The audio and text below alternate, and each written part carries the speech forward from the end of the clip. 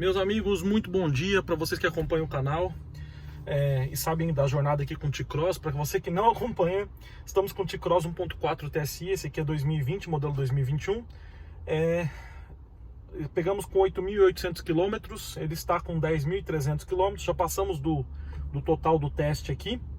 E aí eu resolvi falar um pouco mais das minhas impressões com o T-Cross, já que o pessoal me fez diversas considerações aí nos últimos vídeos, falando justamente sobre se eu tinha melhorado a minha sensação em relação à versão que nós havíamos testado aqui no passado próximo, que era 2019, modelo 2020.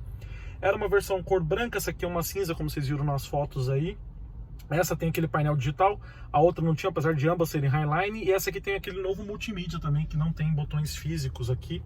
E aí é justamente sobre algumas dessas questões que eu quero comentar com vocês, algumas impressões também do T-Cross que eu tive nos últimos quilômetros rodados aí, do que mudou, do que se manteve e do que está me chamando a atenção aqui, para alguns detalhes que vocês precisam saber, para você que está interessado em comprar ou 0 km ou usado, precisa saber. Bom, num primeiro momento, eu queria falar para vocês que eu estou gostando do T-Cross. O T-Cross é um carro fácil de dirigir no dia a dia, os sensores dianteiro e traseiro, também a auxiliar de frenagem automática ali, ajudam bastante a você ter uma condução segura, a não encostar o carro em nenhum lugar. Tem o sistema também tilt down para você vir aqui com o mando do espelho elétrico para a guia do lado direito, ele abaixa o retrovisor, você consegue parar bem próximo da guia sem acertar ali, machucar as rodas, as belas rodas que ele tem também nessa versão Highline. Nessa versão falta ainda o som da Beats, falta o teto solar e falta aqueles faróis de LED na frente, né? Esse aqui tem um LED só no farol, no DRL, né? E o farol convencional é a luz halógena.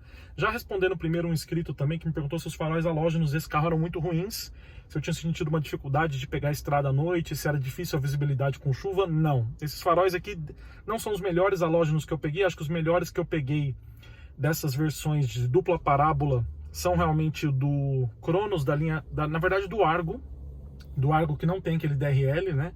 Eu achei muito bons os faróis convencionais e os melhores faróis foram os do Renegade. Então esses aqui estão numa versão intermediária, assim, dá para viajar com segurança, tal, não sentir tanta dificuldade, não é uma coisa que chama a atenção para você positivamente nem negativamente, ou seja, você pega estrada, roda tranquilo com ele e não vai ter grandes problemas aqui, né? Não vai sentir dificuldade de enxergar nada, é tranquilo, assim, diferente, por exemplo, do HB20, que eu reclamei muito dos faróis, e também por outro lado, né, do Renegade, que eu gostei muito da iluminação de LED dele, né? Bom, falando das últimas considerações aqui do T-Cross, eu tive vários problemas, deixa eu só ligar aqui o painel. Vamos lá, ó, eu tô agora com 10.312 km, né? Eu tava com 8.800, ou seja, pouco mais de 1.500 km rodados, né?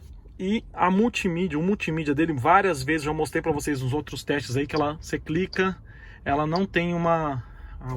Pera aí, que não pode de jeito nenhum, né? Pera aí, não pode de jeito nenhum isso aqui. Então, assim, às vezes você tem uma dificuldade de fazer o sistema aqui funcionar, né? Então, então você tem uma dificuldade aqui de fazer o sistema funcionar, isso incomoda às vezes. Também senti que ela trava no Waze, ela trava quando você coloca o cabo, às vezes também, tanto quanto acontecia no Renegade e no Cronos do teste, você tá andando vários quilômetros com ela desliga sozinha, ela liga sozinha, trava a tela, não sai da posição, às vezes tem que desligar o carro ou desligar o multimídia por um tempo maior e fazer ligar. Agora, nos últimos 10 quilômetros aqui, o que aconteceu? Na verdade, esse botão aqui de mudar, ó, esse botão OK aqui, de mudar a posição do display ali digital, ele parou de funcionar por um tempo. E aí ficou só nessa posição aqui. E esse esse menu do meio aqui, ele ficou completamente apagado, ele não funcionava. Então você clicava no botão aqui para passar, ó, e ele não funcionava essas funções aqui, então ficou travado nesse período. Lógico, desliguei o carro, voltou a ligar, tornei a ligar o carro, o negócio ali saiu voltou ao normal. Porém, é algo que tem que se chamar a atenção. Eu vou observar se está acontecendo, se vai acontecer de novo, se vai continuar acontecendo, né? que na minha humilde opinião demonstra uma fragilidade ali do sistema, o dia inteiro o sol aqui pegando no painel e tal. Então às vezes eu ainda não vi relatos da questão do painel, vi mais do multimídia, mas o painel apresentou essa inconsistência aí nos últimos 10 quilômetros, e aí eu desliguei o carro várias vezes para voltar ao normal, assim, ele realmente sumia todas as configurações, só ficou o velocímetro, pelo menos ficou o velocímetro e o RPM, né? Mas ele apresentou esse problema. Bom, uma outra questão que também apresentou, que eu achei negativo aqui no carro, foi barulhos na suspensão dianteira. Então ele tem alguns barulhos na suspensão dianteira aí. Quando você sai com o carro de manhã dentro de uma garagem sem buracos, né, garagem de estacionamento de prédio, você engata a ré, ele dá um tranquinho. Você escuta um tranquinho na suspensão do lado direito aqui, do passageiro, né, na suspensão dianteira. Então você sente alguns ruídos na suspensão, alguns barulhos metálicos também. Não estou vendo nenhuma interferência na direção, ou seja, continuo dirigindo o carro aparenta estar alinhado, mas tem uns barulhos realmente provenientes da suspensão. O motor também tem um barulho feio, né, quando está em baixa rotação assim. Quando você liga o carro de manhã, ele faz um barulho bem estranho. Eu lembrei do EcoSport Storm, que ele tinha um barulho bonito andando normalmente, o barulho do motor, mas quando você dá partida, realmente ele tem um barulho bem estranho do motor, esse motor 1.4 TSI aqui. E aí durante o dia ele tem aquele barulhinho do turbo que agrada bastante, mas em baixas rotações eu já falei que o barulho dele é como se fosse um golzinho GTS mesmo, aquele ronquinho mais encorpado assim, que pode incomodar os motoristas que gostam de uma condução mais prazerosa e tranquila. Bom, uma outra questão que me chamou a atenção negativamente foi o funcionamento do câmbio, que eu falei para vocês.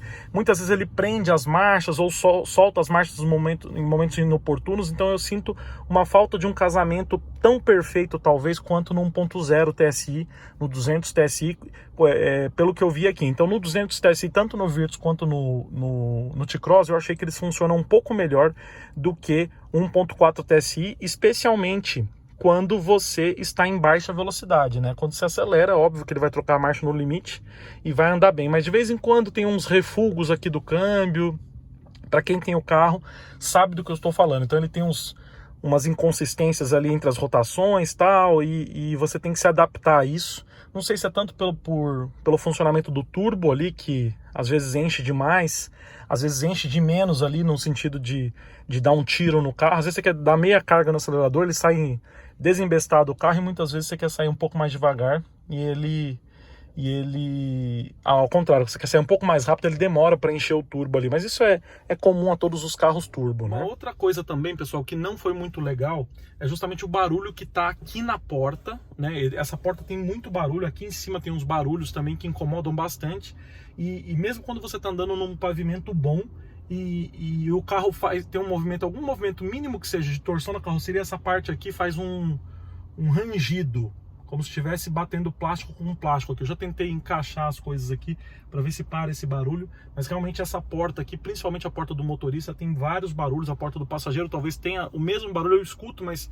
talvez por meu ouvido estar aqui mais próximo, eu fico achando que tem mais na porta do motorista. Mas tem barulhos lá atrás também, como se fossem porcas assim soltas, tem uns barulhinhos chatos mesmo, que aparentam de carro velho assim. Então isso me incomodou bastante. Então hoje eu tirei para falar dos pontos negativos do carro, assim, dos mais recentes.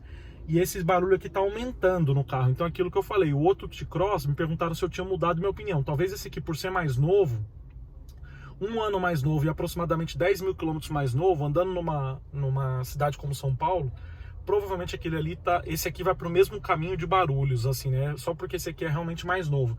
Lembrando que esse carro foi retirado da loja em novembro de 2020, ou seja, tem pouco menos de um ano, e vai ficar com uns 11 mil quilômetros em um ano, ou seja, pouco rodado, né? Não é muito rodado. Um outro ponto negativo que me chamou a atenção em trânsitos bem pesados, olha só, eu abasteci e enchi o tanque completamente de álcool, né? Enchi o tanque de álcool, ele está fazendo uma média de 8,8 km por litro, rodando em via de trânsito rápido, rodei apenas 13 km. Então esse consumo aqui, esquece, não foi essa média de consumo que eu sempre tive aqui no T-Cross com álcool andando no trânsito pesado. As médias que eu consegui fazer no T-Cross foram de aproximadamente entre 5,5 e 6,5 km por litro, andando com o ar-condicionado ligado no trânsito urbano pesado com etanol. Tá? Então, assim, aquele trânsito que você anda um semáforo, para, anda de novo, para, não em via de trânsito rápido. Então, como eu enchi o tanque, andei só em via de trânsito rápido, ele está marcando 8,8 aqui, mas eu creio que essa média aqui vai abaixar e eu vou falar para vocês nos próximos vídeos o que aconteceu, né?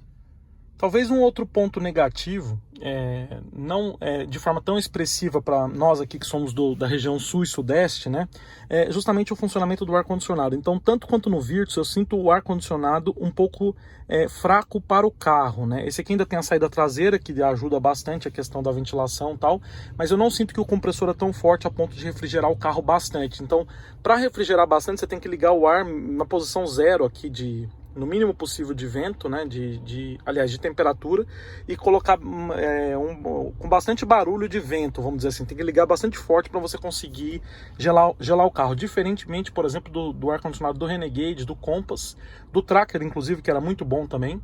E que eu falei até que eu achava que o compressor do Tracker era diferente do Onix, né? Mas aqui a situação, assim, o ar-condicionado eu não gosto muito do funcionamento dele, não acho que refrigera a cabine com facilidade, né? Talvez o que pode contribuir para essa sensação de achar que o ar não funciona muito bem é que essa unidade não tem insufilme. Então, isso também acaba deixando passar muito calor e faz um esforço um pouco maior aí para você conseguir refrigerar esse carro inteiro, né? Essa questão dos barulhos internos não é uma questão de detalhes, tá, pessoal? É uma coisa que realmente incomoda, tanto que vocês viram no vídeo, no episódio Elas Curtem, que a primeira coisa que ela percebeu foi a acústica do carro, que não é muito boa, e eu realmente acho que não é muito boa também. Outras pessoas dirigiram o carro e acham a mesma coisa. Então, para você que quer investir quase 150 mil reais, se não me engano, numa versão dessa, tenha em mente que você não está comprando um carro com acabamento premium, não pela aparência até parece premium, né? Assim, mas os materiais aparentam até boa qualidade de uma linha geral, porém não podemos dizer a mesma coisa em relação à montagem deles e aos barulhos que eles fazem aqui no dia a dia, tá? Bom, esse foi o vídeo de hoje, o vídeo para falar um pouquinho mais das características negativas do T-Cross, lembrando que é só mais um vídeo de todos os outros vídeos que nós fazemos aqui no canal em relação à convivência com esse carro aqui. Essa unidade, se não me engano, eu não sei se eu esqueci de falar, mas é 2020, o modelo 2021, ainda está na garantia de fábrica. Bom, para você que chegou até aqui, muito obrigado pela audiência, até nossas próximas histórias, fui!